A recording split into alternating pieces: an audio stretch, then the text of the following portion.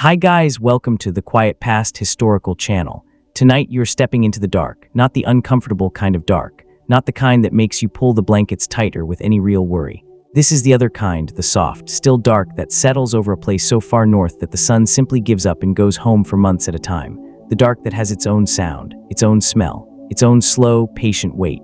Tonight you're going to Alaska. Not the Alaska of adventure documentaries and survival television. Not the Alaska of bear encounters and whitewater urgency. You are going to a quieter Alaska, the one that most people never get to see because it requires something that most of us have almost forgotten how to do. It requires you to sit still. You are going to feel the cold settle in through the walls of a cabin you've never been inside. You're going to hear wind move through spruce trees that have been standing in the same frozen ground since before your grandparents were born. You are going to learn slowly, with no particular rush, what it actually means to live through the longest, darkest, coldest winter in the United States of America. So find a comfortable position, let your breathing slow a little, and let the night begin. Before we go any further into the cold, and we will go quite far if you find yourself settling in, if this is the kind of thing you like to drift off to, or simply sit with at the end of a long day, then the subscribe button is just there whenever you feel like pressing it. This channel is built entirely around slow, careful storytelling from history. There is no rush here. There never is. All right, let's go north. The land before the cold. To understand an Alaskan winter, you first have to understand the land itself, because the land is what makes everything else possible, or impossible, depending on how you look at it. Alaska is large in a way that resists easy description. It is so large that if you placed it over the contiguous United States, it would stretch from Florida to California and still have room to spare. It contains within its borders the highest mountain in North America, Mount Denali, which rises to 20,310 feet and is so massive that it creates its own weather systems, its own local atmosphere, its own private relationship with the clouds. It contains more coastline than all other American states combined, a jagged, fractal edge of fjords and bays and islands that would take years to walk if you could even find a way to do it. It contains rivers so wide and so slow that in summer they look less like rivers and more like someone spilled an entire sky onto the ground. And it contains cold, so much cold and of such variety and texture that there are communities in Alaska that measure winter not by how cold it gets but by how long the cold stays. Not by the temperature on any particular morning, but by the total accumulated weight of all those mornings stacked together, one on top of another, stretching from October all the way into April and sometimes beyond. There is a reason Alaska is called the last frontier. It is not just a marketing phrase. It is an acknowledgement, respectful, slightly odd, that this is a place that has not yet been fully tamed. That probably never will be. That has a will of its own, expressed most clearly and most honestly through its winters. Let's begin with the geography, because geography is the reason for everything. Alaska is divided loosely into several distinct regions, each with its own personality, its own relationship to winter, its own particular flavor of cold. There is Southeast Alaska, the narrow panhandle that clings to the coast, where the Pacific Ocean keeps things relatively mild, cold by most standards, but rarely brutally so. Juneau, the state capital, sits here, hemmed in by mountains and water, accessible only by air or sea, and its winters are more wet than frozen, more gray than white. Then there is South Central Alaska, where Anchorage sits, the largest city in the state, home to nearly half of Alaska's entire population. Anchorage winters are serious, but manageable. The Chugach Mountains wrap around the city like a cupped hand, offering some protection from the worst of what comes in from the interior. Temperatures drop below zero, certainly. Snow accumulates, but the city has infrastructure, has roads that get plowed, has coffee shops and grocery stores and all the ordinary comforts of modern American life, just arranged around a winter that most of the lower 48 would find startling. And then there is the interior. The interior of Alaska is where winter becomes something else entirely, something older, something that doesn't particularly care whether you're prepared for it or not.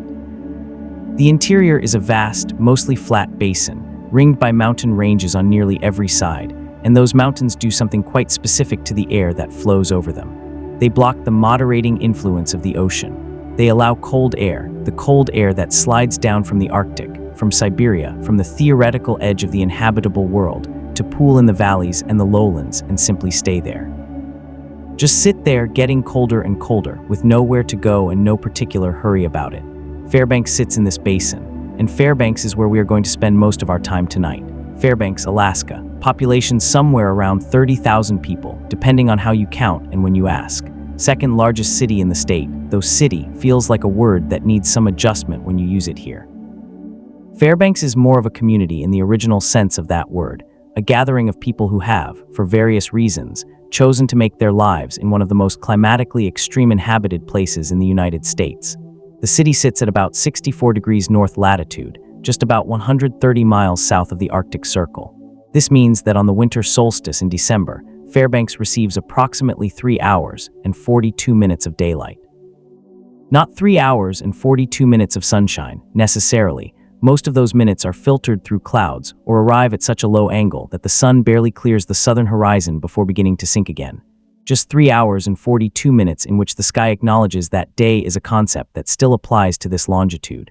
The rest of the time is dark, and the temperature during this darkness can drop to places that are difficult to comprehend until you've experienced them. -40 degrees Fahrenheit, -50, -60 on the worst nights and in the lowest valleys where cold air collects like water in a bowl. The record low for Fairbanks is -66 degrees Fahrenheit, set on January 14, 1934, at a time when people who lived there had very few of the tools we now take for granted. But temperature alone doesn't tell the whole story of an Alaskan winter. It never does. The cold is only one part of a larger experience, an experience that is also about darkness and isolation, and the particular kind of time that passes when the world outside your window is silent and frozen, and the nights stretch on longer than seems reasonable. To understand all of that, you have to go back to the beginning, to the people who were here before anyone thought to record temperatures or draw maps or give the land a name that could be printed on a globe. The original inhabitants of interior Alaska, the Athabascan peoples, had been living in this landscape for thousands of years before any European ever set eyes on the North American continent. The ancestors of these people arrived in Alaska via the Bering Land Bridge, that broad corridor of exposed land that connected Siberia to Alaska during the last ice age, when sea levels were significantly lower than they are today. Some of them kept moving, following animals and seasons southward until they spread across the entire breadth of the Americas. Others stayed. Others found in the interior valleys and river systems of what is now Alaska something that worked for them. A landscape that, despite its severity, offered everything a group of people needed in order to live. What it offered was not ease, it offered abundance, and there is a difference. The rivers of interior Alaska, the Tanana, the Yukon, the Koyukuk, the Nenana, run thick with salmon in summer. The forests, mostly spruce and birch and alder, shelter moose and caribou and snowshoe hare. The tundra, when summer comes and the permafrost releases its grip on the surface soil, erupts with berries and medicinal plants, and the kind of small, concentrated sweetness that only exists in places where sweetness is hard to find the rest of the year. And the winter for the Athabascan peoples was not an enemy. It was a season with its own logic, its own demands, its own gifts. It was the time when the rivers froze and became highways, when the snow compressed and hardened enough to support the weight of a loaded sled, when the cold itself preserved food, kept it safe and fresh in the way that no technology could match for efficiency. Winter was the time to travel, to trade, to visit communities that were otherwise unreachable in the muddy, mosquito-thick chaos of the summer thaw. The Athabascan peoples had a relationship with winter that was so thoroughly worked out, so refined over so many generations, that every element of their lives, their clothing, their tools, their social structures, their stories, bore the marks of that relationship. You could see it in the way they built their homes. You could see it in the way they made their clothes. You could see it in the way they moved through the landscape, which was never carelessly, always with attention, always with the understanding that the land had opinions about how it wanted to be treated. Let's slow down here and think about shelter, because shelter is where you spend most of your winter. Shelter is where winter either saves you or fails you. The traditional winter home of the Athabascan peoples varied somewhat by region and time period, but in general it was a semi-subterranean structure, partially dug into the ground, which offered natural insulation from the permafrost below and the wind above. The frame was built from logs and poles, usually covered with bark, moss, and sod, then banked with snow on the outside once winter arrived. Snow, it turns out, is an extraordinary insulator. Air pockets and snow trap heat, and a thick layer of packed snow on the outside of a structure can raise the interior temperature significantly compared to a structure left bare to the wind. Inside these homes, a central fire kept the air warm enough to live in, even when the temperature outside fell to levels that would be immediately life-threatening to someone unprotected. The smoke from this fire rose through a small opening in the roof, and the entrance to the dwelling was typically a long, low tunnel, not because building a tunnel was easier than building a door, but because a tunnel created a cold trap. Warm air rises, cold air sinks. A long entrance tunnel meant that cold air had to travel up and over several barriers before it could enter the main living space, and warm air was less likely to flow out. It was the same principle as a modern mudroom, just arrived at through entirely different means and considerably more urgent necessity. Clothing was equally carefully designed. Athabascan winter clothing was made primarily from the hides and furs of local animals: caribou, moose, beaver, rabbit, fox. The most effective winter garments used multiple layers, with the inner layer typically being made from the skin of animals that have a hollow shaft fur structure, like caribou. Caribou fur is remarkable stuff. Each individual hair shaft is hollow, creating thousands of tiny air pockets that trap body heat with extraordinary efficiency. A well-made caribou skin coat could keep a person comfortable, genuinely comfortable, not just surviving, in temperatures that would kill an unprotected person in minutes. The design of these garments reflected deep knowledge of how heat moves. Hoods were large enough to create a warm air pocket around the face without blocking the breath, which would cause ice to form. Cuffs and hems were loose enough to allow some ventilation, because sweat is actually dangerous in extreme cold, since wet insulation loses most of its effectiveness, while still blocking drafts. Boots called mucklucks were constructed in layers, often with a space between the inner and outer boot to create an insulating air gap, and the soles were sometimes made from materials that flexed in the cold rather than cracking. These were not primitive solutions. They were engineered solutions, arrived at through the most rigorous possible testing process, the lives of the people doing the engineering. And the food that sustained life through a winter that could last 5 or 6 months, was a reflection of the same careful, accumulated knowledge. Drying, smoking, fermenting, freezing. All of these preservation methods were employed in various combinations depending on what was being preserved and when. Dried salmon could last through an entire winter. Smoked moose meat retained its nutritional value through months of storage. And then there were the fermented foods, things that modern Western palates sometimes struggle with, but which served a critical nutritional purpose in a landscape where fresh vegetables and fruits were unavailable for most of the year.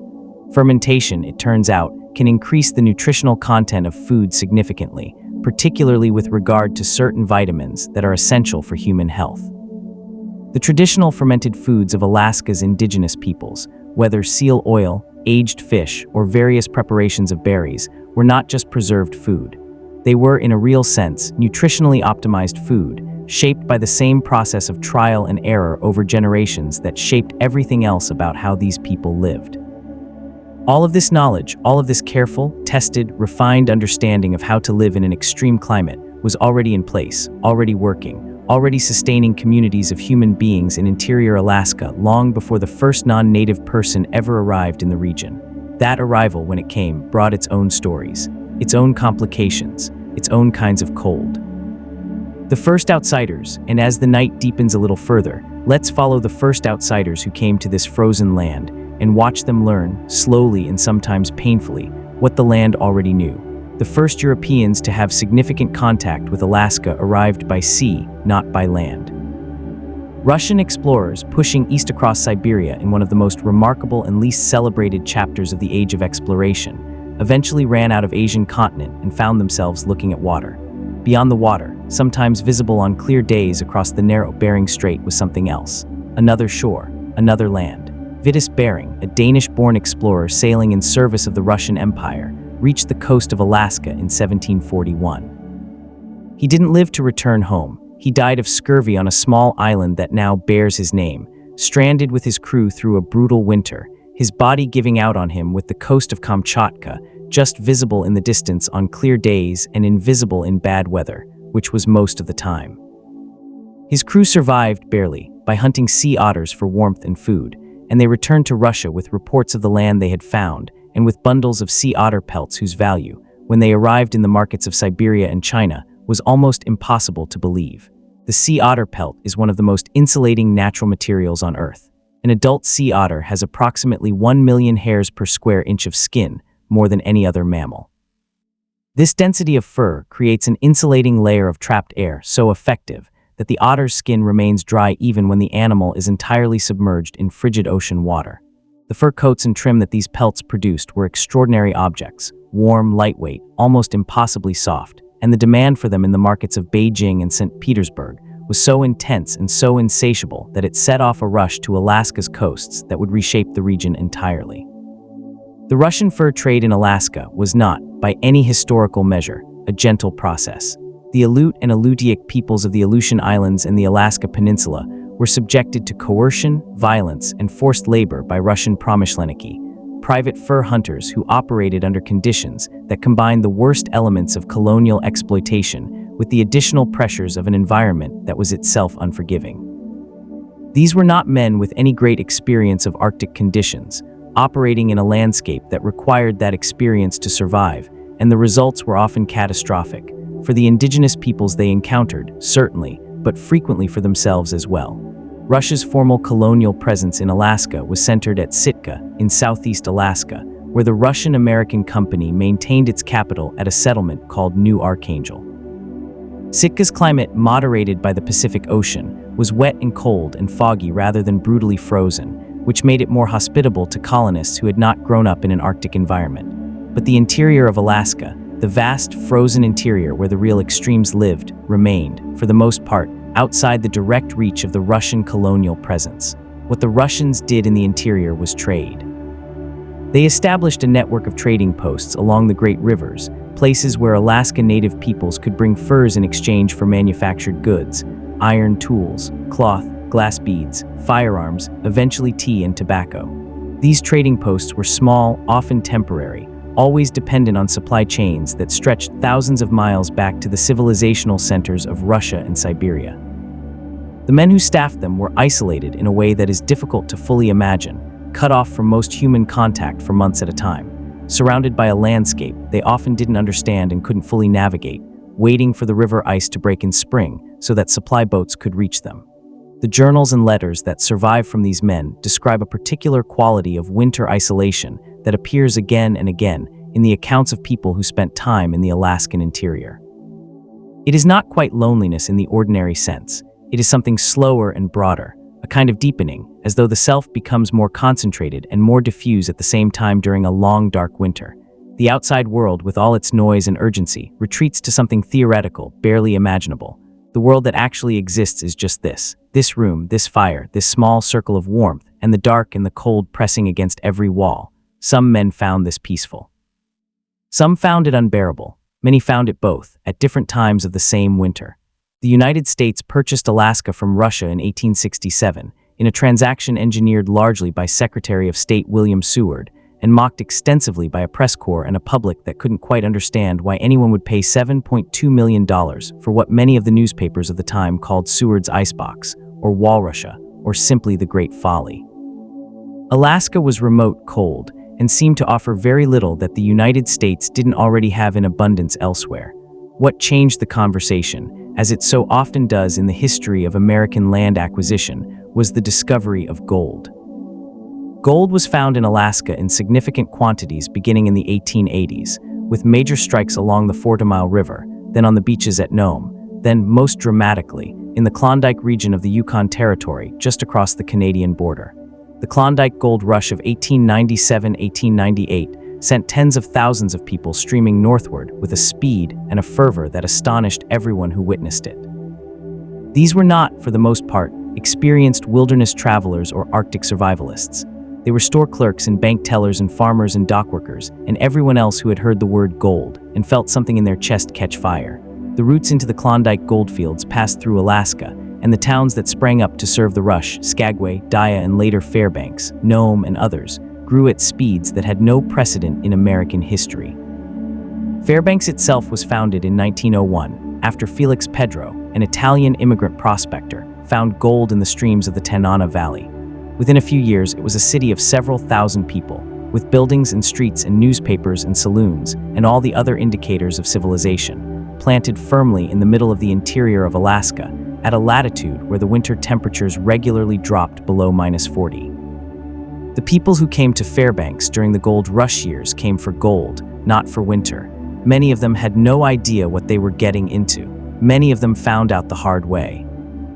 And the history of those first winters in early Fairbanks is full of stories that are, in about equal measure, admirable and heartbreaking, tales of ingenuity and community and ordinary human stubbornness, mixed with stories of frostbite and scurvy, and the particular tragedy of people who died within a few miles of warmth and help, because neither the cold nor the dark gave them enough time to reach it. Let's stay with those early years for a while.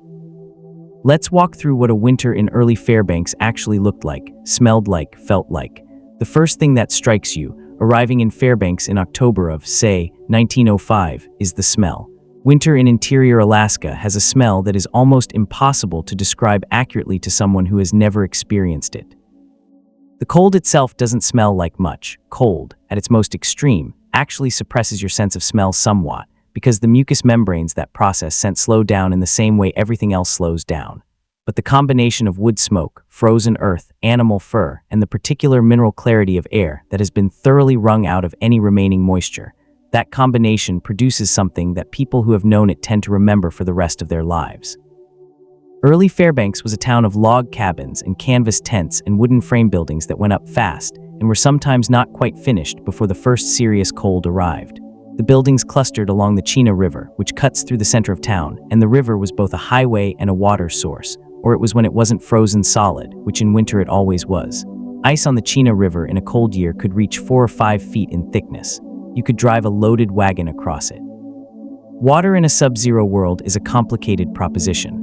The pipes that would carry water in a warmer city froze solid and burst and caused more problems than they solved. So early Fairbanks relied on men who cut ice from the river and hauled it into town on sleds, where it was stored in insulated ice houses and used throughout the year. The heating of a cabin in early Fairbanks was a full-time occupation. Wood stoves were the primary heat source, and they were kept burning continuously from the first serious cold in October until the ice went out in the spring. A cabin in Fairbanks might use 15 or 20 cords of wood over the course of a single winter, a cord being a stack of wood 8 feet long, 4 feet high, and 4 feet deep. The stoves ran hot. They had to. A fire that burned at a moderate temperature in a wall that was exposed to minus 40 degrees outside would not heat the room adequately. It would simply lose heat as fast as it generated it, like trying to fill a bathtub with the drain open. The fire had to burn hot enough to win. And the smell of a wood stove fire in a small log cabin on a very cold night, that smell of dry birch burning with a slightly sweet, slightly bitter edge, of smoke and hot iron, and the faint trace of whatever had been cooked on the stove earlier that day. That smell is a particular kind of comfort that has almost nothing to do with temperature, and almost everything to do with the feeling of being inside when everything outside is trying to remind you how inhospitable the world can be. Sleeping in these early Fairbanks cabins was a particular art. You banked the fire before bed, you pushed the coals together and added a large piece of wood, the kind that would burn slowly rather than fast, designed to last through the night without needing attention. Then you got into bed, which was typically piled with blankets and furs, and you waited for the warmth that your body generated under those covers to reach a level of comfort that made sleep possible. Building the morning fire was therefore one of the most important moments of the day, and it required a specific discipline. You didn't just stumble out of bed and build a fire at a leisurely pace. You had supplies laid out and ready the night before, tinder, kindling larger pieces of wood in sequence, so that you could move efficiently from bed to fire with as little time as possible spent standing in a cold cabin in your night clothes. Some people slept in their warmest clothes for this reason. Others kept their boots inside their sleeping space, because leather boots left on a cold floor overnight became stiff and nearly impossible to put on without first warming them. These small details, the laying out of tinder the night before, the keeping of boots near body heat, the banking of the fire just so, were the everyday grammar of a cold weather life. Nobody wrote them down in any systematic way because everybody already knew them. They were transmitted from person to person the way all essential knowledge gets transmitted in close communities, through demonstration, through watching, through the quiet correction of a more experienced neighbor who sees you doing something inefficiently and offers a better way without making a particular fuss about it. The social life of early Fairbanks was intense, partly by necessity and partly because human beings are social creatures who need each other particularly badly when the outside world has become hostile to solitary ventures. In extreme cold, you do not go far alone. The risk is too high. A twisted ankle a mile from town at minus 40 is not a minor inconvenience. It is a potentially fatal situation, and everyone in early Fairbanks understood this instinctively and behaved accordingly. This created a culture of mutual aid that was genuinely extraordinary by the standards of the outside world. You helped your neighbor because your neighbor would help you, and in an environment where that exchange might one day involve your actual physical survival, the calculus of generosity was different from anywhere else. You kept track of who was alone, who was old, who was sick, who had not been seen in a few days. You checked on people. You knocked on doors. You made sure before the worst cold settled in that everyone in your immediate community had enough wood and enough food and enough human contact to make it through. The saloons of early Fairbanks served an important social function that their operators probably understood perfectly well, even if they expressed it mostly in commercial terms. They were warm. They were lit. They were full of people who wanted company and conversation, and the particular comfort of being in a room with other human beings who were also surviving the same winter. And the dark was real. The dark was not a metaphor or an exaggeration. In December in Fairbanks, you woke in the dark. You went about your day in a few hours of pale, low-angled light. You went to bed in the dark again. Week after week of this does something to a person, something that is hard to describe but easy to recognize in people who are going through it. A kind of heaviness, a slowing, a tendency to want to sleep more, to move less, to find indoor pleasures rather than outdoor ones. Some of them drank too much, which was not a solution in any lasting sense. Some of them worked themselves into exhaustion, which at least had the benefit of productive output and guaranteed sleep. Some of them read everything they could get their hands on, books and newspapers and catalogs, and the labels on canned goods and whatever else came to hand. Some of them wrote letters, very long letters, much longer than necessary, because the act of writing was itself a form of contact with the world outside the winter, and some of them simply sat with it, accepted it. Found within the long dark evenings and the quiet of a snow-covered town, something that they didn't exactly have a name for but that felt, on good nights, like peace. The miners and the cold ground, the gold that brought most of the early non-native population of interior Alaska northward, was not lying on the surface waiting to be picked up. It was underground, in the gravel of ancient stream beds, mixed with silt and clay and permafrost in a combination that required ingenuity and labor, and a particular relationship with the frozen ground to extract. Placer mining, the recovery of gold from stream gravels, was the dominant form of gold mining in early interior Alaska, and it required dealing with the permafrost in a very direct way. The gold-bearing gravels were often locked in permanently frozen ground, solid as concrete, that could not simply be dug with a shovel. You had to thaw it first. The early miners used steam. They drove pipes into the frozen ground and forced steam through them, thawing the permafrost in a slowly expanding sphere around each pipe. This process, called drifting, could go on for weeks before enough ground was thawed to allow meaningful excavation. Then the thawed gravel was dug out, hauled to a sluice box, and washed with water to separate the heavy gold from the lighter gravel. The miners who worked the creeks around Fairbanks in the early years lived in camps that were, by the standards of the time and place, impressively organized. The mining companies that operated the larger claims maintained bunkhouses, cookhouses, and supply caches that supported crews of a dozen or more men through the working season. The cabins that individual placer miners built and occupied were functional structures that prioritized warmth and durability over any other consideration. The logs were usually cut from the surrounding spruce forest and assembled quickly, with chinking between the logs made from whatever was available: moss, mud, sometimes commercial oakum. The roofs were low-pitched to minimize surface area exposed to wind, and heavy with sod for insulation. The kitchen in a mining camp was the social center, the place where people gathered for the warmth and the food and the conversation that made the isolation bearable. The cooks of these camps, often referred to simply as the cook, because they were unique and irreplaceable regardless of their actual name, were among the most important people in any mining operation. Sourdough bread leavened with a fermented culture of wild yeast and bacteria rather than commercial yeast was the standard bread-making method in early Alaska because commercial yeast was expensive to ship, unreliable in its storage, and not always available at remote locations. Sourdough starter, by contrast, once established, is virtually indestructible. It lives in a crock or a jar, needs to be fed regularly with flour and water, and produces leavening gas reliably and indefinitely as long as it's kept alive. The starter is alive in a literal sense. It is a community of microorganisms, each culture slightly different from every other depending on the local wild yeasts it has captured and the history of its feeding. Old sourdough starters are things of some sentiment and considerable practical value. There are starters in Alaska that have been maintained continuously for decades, fed and refreshed through the winters, carried carefully when their keepers moved. The Alaskan sourdough, not the bread, the person, became a term for an experienced, long-term resident of Alaska, someone who had been through enough winters to have earned a kind of local citizenship that mere geography could not confer. It was a label of respect and experience, and it implied a specific kind of knowledge, the knowledge of how to get through a winter without fuss, without drama, and without losing your capacity for enjoying the occasional sourdough pancake. The art of staying, there is a phrase that Alaskans sometimes use, and it is used without irony or particular drama: going outside. When an Alaskan says they are going outside, they mean they are leaving Alaska, not leaving the building, not going out for a walk, leaving.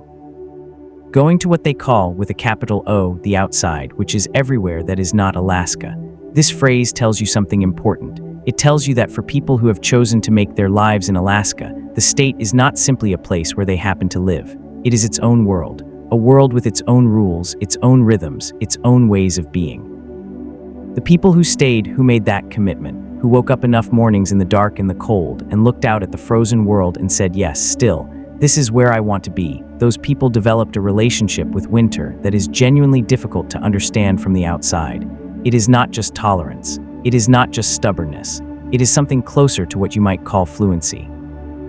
They became fluent in winter, the way a person becomes fluent in a language, not by translating every word from another tongue, but by beginning to think directly in the new one. The rhythms of life in cold weather Alaska are organized not around the clock, but around the temperature and the light. A day when it is -30 but clear and sunny feels different from a day when it is -10 but overcast and windy. Wind chill changes the subjective experience of cold dramatically. At -30 Fahrenheit with no wind, exposed skin can survive for perhaps 10 minutes before frostbite begins to set in. At -10 Fahrenheit with a 30-mile-per-hour wind, the wind chill equivalent is well below -40, and exposed skin is at risk in under 5 minutes. Alaskans become very good at reading the weather signs. Not through any mystical means, but through the ordinary accumulation of experience, years of noticing which way the smoke from chimneys bends, what color the sky is at different temperatures, whether the snow is squeaking underfoot or falling silently. The morning ritual in a cold weather household begins before anyone goes outside. You check the thermometer first, not because you need to be told whether it is cold, you know it is cold, but because the specific temperature determines what you do next. There is a different set of preparations for -20 than for -40, a different set of precautions. Cars in interior Alaska have a particular winter modification that is ubiquitous and essential: engine block heaters. These are electrical resistance heaters that are plugged into the engine block and keep the oil and coolant from congealing in extreme cold. Without a block heater, a car left outside at -40 will, in a matter of hours, have oil that has the consistency of tar and coolant that has partially frozen. Every parking lot in Fairbanks has electrical outlets, and every car has a cord. Dressing to go outside in an Alaskan winter is a process that has its own ritual quality. You do not just grab a coat and go. You layer, a base layer close to the skin, a middle layer for insulation, an outer layer for wind and moisture protection. On the hands, usually 2 layers of gloves or a glove mitten system. On the feet, wool socks and boots designed for cold. On the face, often a neck gaiter or balaclava that can be pulled up to cover the nose and cheeks. The face is where frostbite happens most often in Alaska. The nose, the cheeks, the earlobes are often left more exposed, and it is where the cold strikes first and most insidiously. Frostbite begins without much warning. The skin goes from cold to numb, and numb feels better than cold, which is the danger. In Fairbanks, there are businesses built around woodcutting as a service. In the wood yards and the alleys behind houses, you can hear the particular sound of wood splitting, a sharp crack followed by the softer sound of the two halves falling apart from September onward as people prepare their winter supply. A woodpile that goes up in September, well stacked and covered against weather, becomes by November a monument to preparation, a physical expression of readiness. The mushers know winter differently from everyone else, and they deserve particular attention here. A dog musher setting out from Fairbanks in January on a training run knows things that would fill a book. They know how to read the behavior of their dogs for signs of cold stress or sickness. They know how to read the surface of the trail for hidden dangers, overflow ice, soft spots where the ice is thinner, wind-deposited snow that looks solid but will sink under a sled's weight. They know how to manage their own body temperature on a sled that is moving fast enough to create significant wind chill even on a calm day. The Alaskan Huskies in these teams are animals so thoroughly shaped by their work and their environment that they barely register cold that would incapacitate any domestic dog.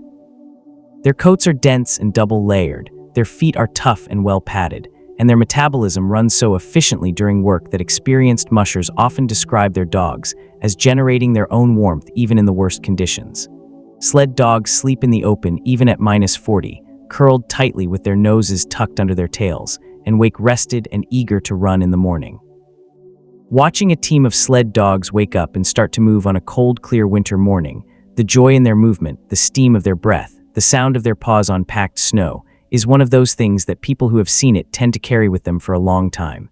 And as the night deepens, let's move a little forward in time, not too fast, following the ice. The SCHOOLS and the children, there is a threshold in Fairbanks, an informal, community-accepted rule at which schools close due to cold. That threshold is -50 degrees Fahrenheit, not -20, not -30, -50. At -49, school is in session. At -50, the buses don't run because the risk of a child being stranded at a bus stop is considered too significant to accept. The existence of this threshold tells you something important about the relationship between the people of Fairbanks and their winter. They do not close schools at temperatures that most of the country would find unacceptable. They have decided, collectively, that up to a certain point, winter is simply a condition of life that children need to learn to navigate, not a crisis that requires shutting down ordinary routines. And life does continue in school at temperatures that would seem extraordinary almost anywhere else. Children in Fairbanks go to school in January at -30.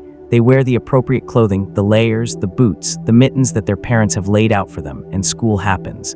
Math is taught, reading is taught. The ordinary business of childhood education continues. The children who grow up in Fairbanks carry the winter knowledge in their bodies the same way children who grow up near the ocean carry an instinctive relationship with water.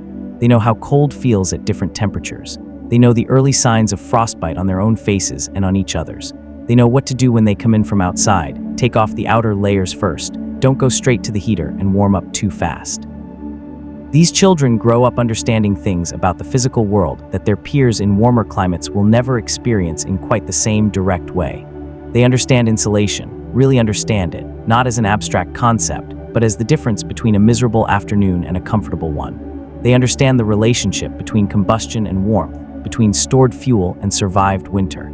They understand wind as a thing with physical presence and consequence. And they understand darkness, not as something frightening, but as a normal condition of December, something that you dress for and plan around the same way you dress for cold.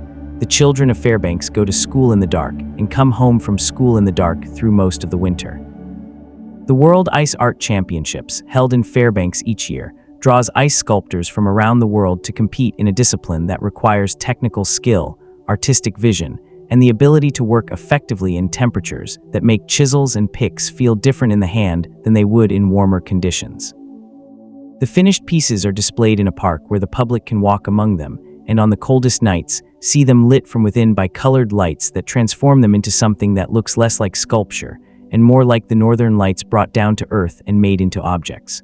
Cold SNAPS and temperature records. Let's talk about cold the way a scientist talks about it for a moment. Because the science of extreme cold is fascinating in its own right, and understanding what is actually happening to the air and the ground and the human body when the temperature drops to these extremes helps explain why Alaskan winter life looks and feels the way it does. Temperature, at its most fundamental level, is a measure of the average kinetic energy of the molecules in a substance. When the temperature drops, the molecules slow down. They move less. They interact less. At absolute zero, -459.67 degrees Fahrenheit, all molecular motion would theoretically stop entirely. When you're standing in Fairbanks at -40 degrees Fahrenheit, you're standing in an environment where the molecules in the air around you are moving significantly more slowly than they do at room temperature. Cold snaps in interior Alaska are driven by a meteorological phenomenon called a temperature inversion. Under normal conditions, air temperature decreases as you go higher in altitude, but during a temperature inversion, this is reversed. Warm air sits on top, and cold air pools below near the ground. The cold air, being denser and heavier, sinks and stays sunk, trapped by the warmer air above it like a lid on a pot. During a temperature inversion, the cold air in the valleys can get significantly colder than the air even a few hundred feet above. There's a well-documented phenomenon in Fairbanks where the downtown area can be 20 or 30 degrees colder than the hills just above the city. People who live on the elevated parts of town experience meaningfully different winters from those who live in the lower areas. These inversions also produce another distinctly Alaskan phenomenon, ice fog. When extremely cold air, -40 or below, meets any source of moisture, that moisture freezes instantly into tiny ice crystals that remain suspended in the air. In a city like Fairbanks, this moisture comes from exhaust pipes, from people breathing from chimneys, from the steam that rises from any unfrozen water. Ice fog settles over the low parts of the city and stays there, sometimes for days at a time. It reduces visibility dramatically. It coats surfaces with a fine layer of rime ice, and it has a strange quality of silence. It seems to muffle sound, so that on the coldest, foggiest days in Fairbanks, the city takes on an eerie quiet that combines with the darkness to create something that feels almost primordial, as though the city has been paused in mid-motion. The record cold temperatures in Alaska are documented and official and impressive even as numbers. The coldest reliably recorded temperature in Alaska is -80 degrees Fahrenheit, recorded at Prospect Creek Camp in January 1971. This is also the coldest temperature ever recorded in the United States. At -80 degrees Fahrenheit, everything that can freeze has long since frozen. At -80, rubber loses its flexibility and becomes rigid and brittle. Steel can undergo a process called cold brittleness, where the metal's crystalline structure changes and it becomes significantly more likely to crack under stress, a serious concern for any mechanical equipment that needs to function in extreme cold, including the joints and fittings of the Trans-Alaska Pipeline. But even at Fairbanks's more ordinary winter temperatures, the -30 and -40 that characterize the worst weeks of a typical January, the cold imposes itself on everything. Metal doorknobs are so cold they can pull skin off a bare hand. Your breath freezes and falls out of the air as tiny crystals. Glasses fog instantly and then freeze in place when you go outside. But here is the thing about these temperatures that people who have experienced them always mention: you adapt. Not in some mystical or dramatic way, simply in the way that human beings adapt to any environmental challenge, gradually, through the accumulation of small adjustments. You stop thinking of -20 as cold in any alarming sense. It becomes instead the temperature at which you wear a specific set of clothes and take a specific set of precautions. On a clear night at -30 in Fairbanks, when the ice fog has not settled and the sky is open, the stars are extraordinary. The same cold and dry air that makes the temperature brutal also scrubs the sky of almost all its moisture, leaving a clarity that makes the stars look hard and close and impossibly numerous. The Milky Way is visible as a distinct structure, a river of light. The northern lights appear on many nights, and at this latitude they are vast, active, organized curtains of green, and sometimes red and occasionally purple light that move and shift and fold in ways that feel less like a natural phenomenon and more like something with intention behind it. The aurora borealis is produced by the interaction between charged particles from the sun and the Earth's magnetic field and upper atmosphere. Oxygen atoms, when excited and returning to their ground state, produce the most common aurora color, green, at an altitude of about 60 miles. Higher up, oxygen produces red, nitrogen produces blue and purple hues. What the science does not fully capture is the experience of watching it. The aurora does not look like photographs of the aurora, even good photographs. Photographs capture single moments. The aurora's effect is largely in its movement, in the way it shifts and breathes and reorganizes over the course of minutes and hours.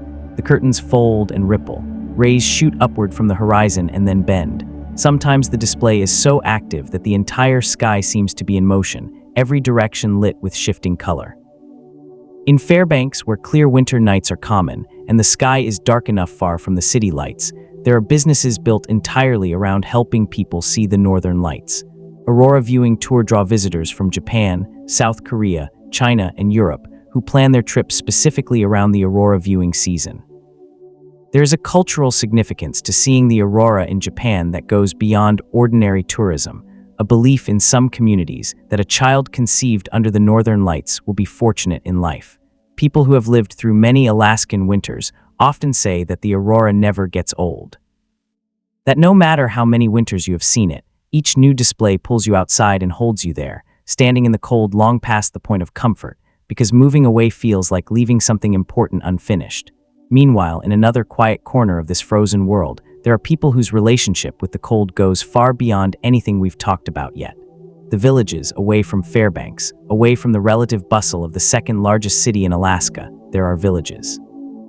Hundreds of them scattered across the vast interior and the coastlines and the river deltas, many of them accessible only by small plane or, in winter, by snow machine or dog sled. These are the communities where Alaska's indigenous peoples have lived in various configurations for thousands of years, and where many of them continue to live today. A village on the Yukon River in January sits in a particular kind of silence. The river has stopped. Its sound, that constant, low-frequency conversation of moving water that fills the summer months, is gone, replaced by the sound of wind and, on quiet days, by an absence of sound so complete that it takes on a physical quality. The challenge of heating a remote Alaskan village house is different from heating in Fairbanks in one important way: fuel delivery. In Fairbanks, fuel, oil, and propane arrive by truck on a paved road system. In a village on the Yukon, fuel oil arrives by barge in the summer, 1 or 2 barges per year, bringing enough fuel to last through the coming winter and perhaps into the next. If it runs out before the next delivery, there is no convenient alternative. The price of fuel in remote Alaskan villages is correspondingly high, sometimes 3 or 4 times higher than in Fairbanks, and heating costs represent a significant portion of a family's annual budget in ways that are genuinely difficult for outside observers to fully grasp. The food situation in remote villages is one of the things that a visitor notices immediately. Fresh vegetables are expensive and limited. Fruit that arrives by plane may be partly frozen or otherwise damaged by the cold during transit. The standard commercial food supply is supplemented, for those who maintain the knowledge and the practice, by the subsistence harvest: salmon, moose, caribou, berries, greens. Subsistence is not just an economic practice in rural Alaska. It is a cultural practice, a social practice, a spiritual practice, and for many people, the most meaningful way of being in relationship with the land they live on. The salmon harvest, which happens in summer, is the anchor of the subsistence year for many river communities. Families set fish wheels, large paddle wheel devices anchored in the river current that scoop salmon from the water as they pass, or gill nets or dip nets, and the salmon they catch are processed immediately. Cutting, gutting, and preparing a salmon for preservation is skilled work that takes practice. By the time winter arrives, a family that has had a good summer harvest will have quantities of dried and smoked salmon sufficient to provide a significant portion of their protein needs through the dark months. The cache is a particular piece of Alaskan village architecture that tells you a great deal about how life is organized here. It is a small storage building, elevated on posts several feet above the ground, designed to keep food away from animals and vermin, and in summer, off the warm ground where it might spoil. In winter, the cache becomes a natural freezer, a structure so thoroughly penetrated by the ambient cold that anything inside it freezes solid and stays that way until temperatures rise in the spring. Trappers follow their lines through the surrounding country, checking and resetting traps, reading the snow for animal sign, navigating by landmarks and instinct through terrain that looks, to an outsider, completely featureless. The knowledge of the land that this requires is not just geographic but ecological, understanding how animals move in winter, where they concentrate, what they eat, what drives their choices, requires decades of observation. In the evenings, in the villages, the gathering happens. People move between houses, following patterns of sociability and kinship that have their own logic. Elders sit in their own particular social positions, respected and consulted, their presence in a room changing the room's character in ways that are felt by everyone even if not explicitly acknowledged. The winter stories belong to the winter world. There are traditional rules about this in many Athabascan communities. Certain stories are for winter only, not to be told in summer. The winter is when people are gathered, when there is time. The stories make more sense when the cold is pressing against the walls and the dark has settled in and the fire is the center of the room. To sit in a warm house in a remote Alaskan village on a winter night and listen to an elder tell a story in their own language is, by all accounts, an experience that is genuinely difficult to translate. Not just because the words are in a different language, but because the whole context, the quality of attention in the room, the relationship between the speaker and the listeners, the way the story unfolds in time without hurry, is different from almost anything that the modern outside world has to offer. Life on the Arctic coast, if interior Alaska represents one extreme of the American winter experience, the Arctic coast represents another, different in character, in texture, in the particular quality of its demands, but no less extraordinary. The north slope of Alaska is the broad, flat coastal plain that lies between the Brooks Range and the Arctic Ocean. In winter, the Arctic Ocean freezes, and the ice extends outward from the coast for miles before reaching open water. The entire frozen plain from the mountains to the horizon becomes a single unified landscape of white. Utqiagvik, the northernmost community in the United States, sits at 71 degrees north latitude. The sun sets in mid-November and does not rise above the horizon again until late January. This is the polar night, 65 days of continuous darkness, in which the sky moves through a range of colors from deep black at midnight to a brief, diffuse gray-blue twilight around noon, and then darkens again. The Inupiaq people have lived on the Arctic coast for thousands of years, and their adaptation to the polar night is as thorough and as carefully worked out as the Athabascan adaptation to the interior winter. Sea ice is not a simple thing. It has texture and structure, and behavior that vary with temperature and age and the movements of the ocean beneath it. New ice, freshly formed, is thin and flexible and translucent, beautiful and dangerous. Old ice is white and strong and can support the weight of large animals and heavy sleds.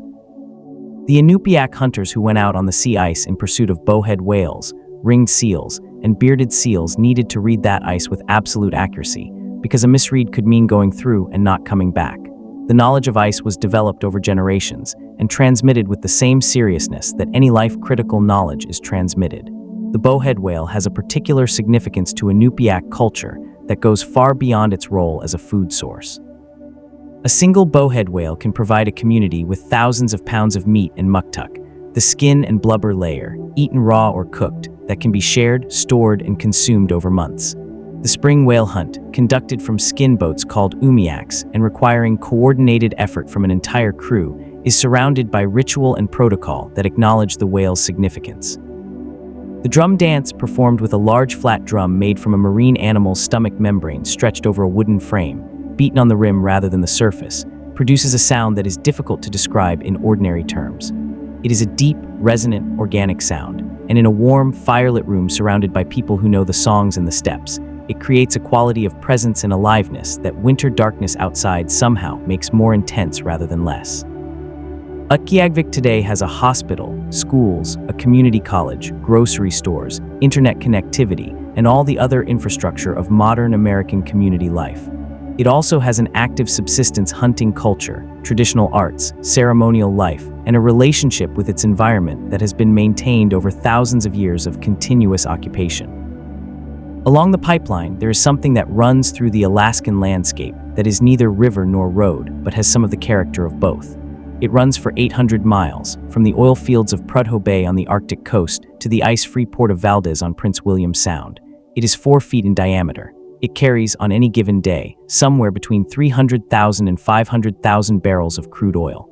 This is the Trans-Alaska Pipeline System. The pipeline was conceived in the late 1960s, after enormous oil reserves were discovered at Prudhoe Bay in 1968. The oil was there. Getting it out was another matter. The only practical route for a pipeline ran through conditions that no pipeline had ever been built to handle before: permafrost, severe earthquakes, extreme temperature swings. The permafrost problem was, in engineering terms, the most interesting one. The oil in the pipeline, having been pumped out of the warm earth, arrives in the pipe at a temperature of around 145 degrees Fahrenheit. If you simply buried a hot pipeline in permafrost, the heat from the oil would thaw the surrounding ground, which would destabilize the pipeline's support structure. The solution, for the roughly half of the pipeline route that crosses permafrost, was to build it above ground, elevated on specially designed supports. Many of them incorporate what are called heat pipes, passive refrigeration devices filled with ammonia or another refrigerant that draws heat away from the supports and radiates it into the air, keeping the permafrost around the support foundations frozen even when the pipe itself is carrying warm oil directly above. The pipeline's above-ground sections use a zigzag layout that allows them to flex horizontally without losing structural integrity. In an earthquake zone, which interior and southern Alaska certainly is, a rigid structure that cannot flex is a structure that will eventually break.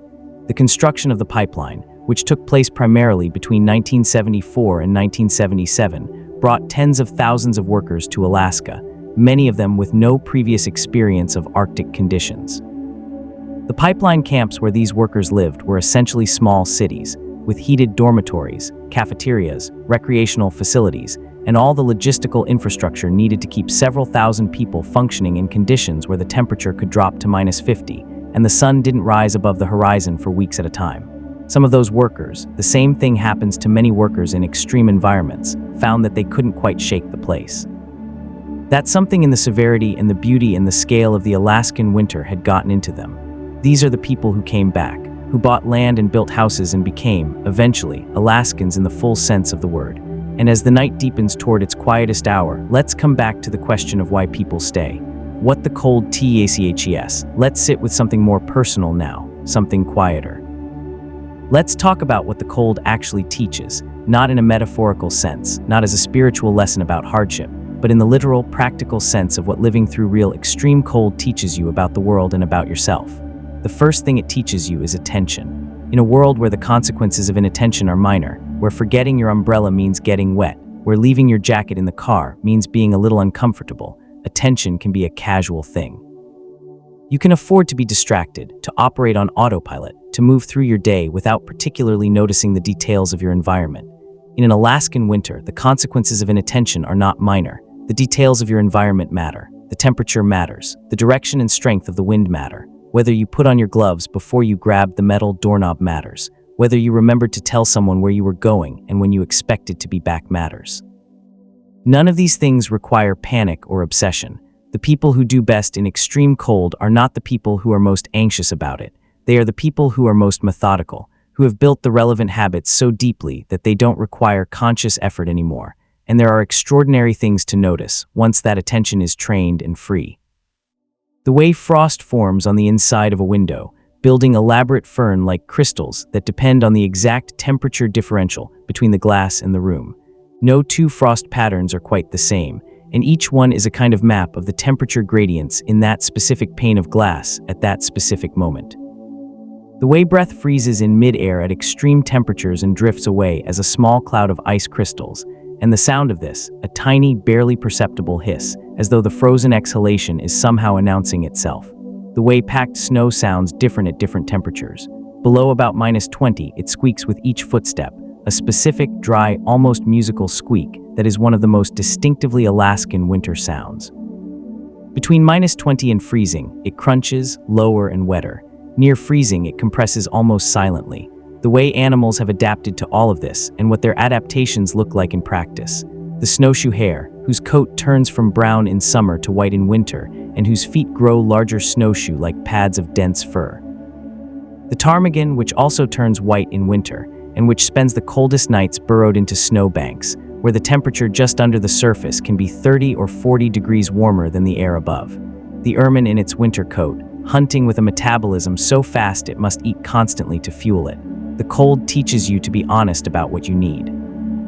In warmer places, it is possible to pretend, at least for a while, that you are self-sufficient in a way that doesn't depend on other people. The cold makes this pretense difficult to sustain. You need people, and you know it, and the knowledge is not abstract. The community bonds in remote Alaskan communities are not stronger than elsewhere because Alaskans are better or more caring people. They are stronger because the environment selects for them. The behaviors that build and maintain those bonds, the checking on neighbors, the mutual aid, the sharing of resources, the willingness to be inconvenienced in service of someone else's need, are adaptive behaviors in a cold environment. People who move to Alaska from warmer places sometimes describe a process of recalibration in their first winter. Their old ideas about what they needed from other people turn out to be miscalibrated for the new environment. A shift in how they understand the relationship between individual and community. A growing sense of themselves as embedded in a web of mutual obligation, rather than as autonomous individuals who happen to live near other autonomous individuals. The return of the light in Fairbanks. There is a festival in the middle of January called the Winter Solstice Celebration. The community's need to mark the return of light is too significant to wait for an astronomically precise date.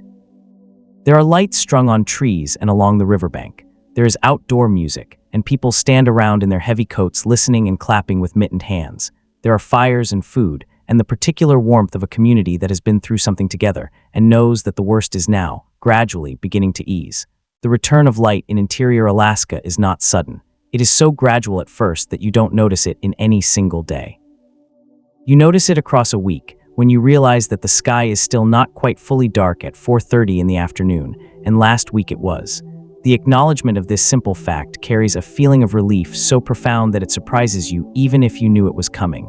By February, the days are visibly, measurably longer. The angle of the sun has shifted enough to change the quality of the light. It comes in more horizontally, painting the snow in colors that range from the pale gold of early morning to the deep, almost orange light of late afternoon, before the sun drops back below the horizon. The light on snow is one of the distinctive visual experiences of an Alaskan winter. In the early morning and late afternoon, when the sun is at its lowest, the shadows on the snow become long and blue, and every surface irregularity is rendered in high relief. The landscape takes on a quality of almost theatrical drama, lit from the side rather than from above.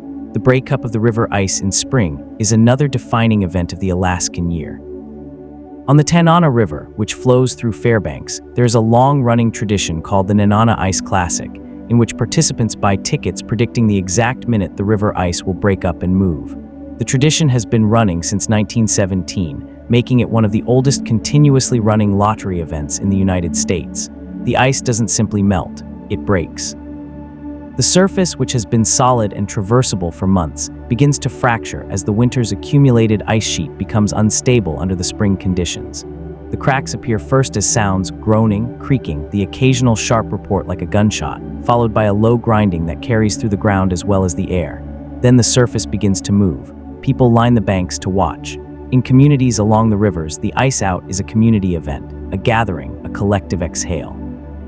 Long winter is really, finally over. Not just technically, not just on paper, but viscerally, visibly, loudly over. The water is moving again, the world is thawing, the cycle has turned. The quiet side of cold, but we are not at breakup yet. We are still in the winter. It is still the long, dark, cold time, and there is something to be said for staying in it a little longer before we let it go. Because there is a quality to the deep winter that the other seasons don't quite match. Not better. Not preferable necessarily, but distinct. A quality of concentration and simplicity and stillness that the rest of the year dilutes. In the deep winter, in a cabin in interior Alaska, with the fire going and the cold pressing comfortably against the outside of the walls, time moves differently. Not faster or slower exactly, but with more texture. Each hour has more interior space. The evening that stretches from the end of the short day to the beginning of sleep is a long, slow, richly textured thing. You notice the food you're eating more, the weight of the blanket on the bed more, the sound of the fire more, the way it shifts from the busy, crackling noise of new wood catching to the deeper, slower sound of wood burning steadily, and eventually to the soft, occasional settling of coals. The smell of wood smoke becomes, over a winter, something so familiar that it stops registering as a smell and becomes simply the smell of being home. The philosopher Gaston Bachelard, writing about what he called the poetics of space, talked about the concept of daydreaming by the fire, the particular quality of reverie that a fire produces, the way it draws the mind into a state that is both awake and not quite awake, engaged but not directed, free to wander without urgency. He called this the most purely intimate form of rest that architecture can offer.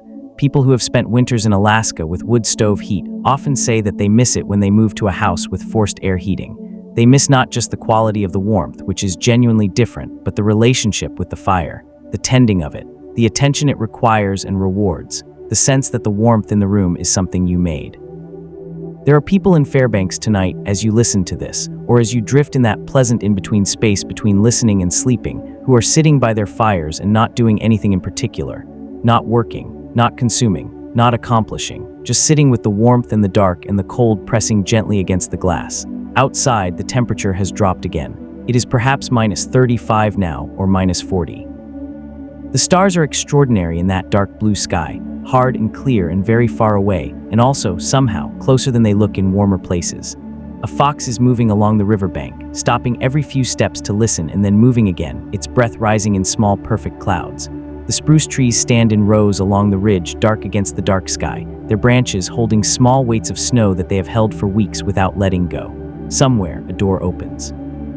A rectangle of warm orange light falls briefly across the snow, and a person steps out, bundled entirely, only eyes visible above the neck gaiter, and stands for a moment looking up. Maybe at the stars, maybe at the aurora which has appeared in the east and is beginning its slow, folding dance across the sky. Maybe at nothing in particular, just standing in the cold for a moment, feeling the aliveness of it before turning and going back inside. The the door closes, the rectangle of light vanishes. Dark reassembles itself, seamless, and the night in interior Alaska continues on its long, patient way. The cold does its work, the ice thickens on the rivers, the frost crystals on the windows grow another fraction of an inch. The fire burns down a little, and then a little more, and the cabin grows a degree cooler, and then another degree, and the person inside sleeps on, undisturbed, wrapped in wool and warmth, while outside the world is everything that cold and dark and stillness can make it. Which is, if you let yourself feel it properly, quite a lot. Epilogue, what remains? There is a word in Finnish, and Alaska is not Finland, but the climate's rhyme that has no real English equivalent. It translates loosely as winter harmony, or the peace that comes specifically from being warm inside while winter happens outside. Not shelter as refuge from danger, exactly. Shelter as its own pleasure. Warmth as a sensory experience rather than just an absence of cold. The Alaskan winter, at its most extreme, in its darkest months, in the places farthest from any urban comforts, produces this feeling in a form that is unusually pure and unusually profound. Because the contrast is so total. Because the outside is so deeply, genuinely, thoroughly cold and dark and still. And because the inside, the fire, the food, the company, the accumulated small comforts of a life built around winter, is so exactly and completely what is needed. That is perhaps the real answer to the question of why people stay, why they come back, why the coldest winter in the United States is also, for the people who know it best, a season they would not trade for anything warmer or easier. The cold teaches you what warmth is. The dark teaches you what light is. The stillness teaches you what it means to be alive and moving and present in a world that is otherwise very quiet. And the night, the long, extraordinary, star-filled Alaskan night, teaches you to be still. Just still, to let the cold do what the cold does and the dark do what the dark does, and to find in the middle of all that stillness and cold and dark, the most comfortable and most honest version of yourself. You are there tonight in that cabin, by that fire in that dark. You are exactly warm enough. Sleep well.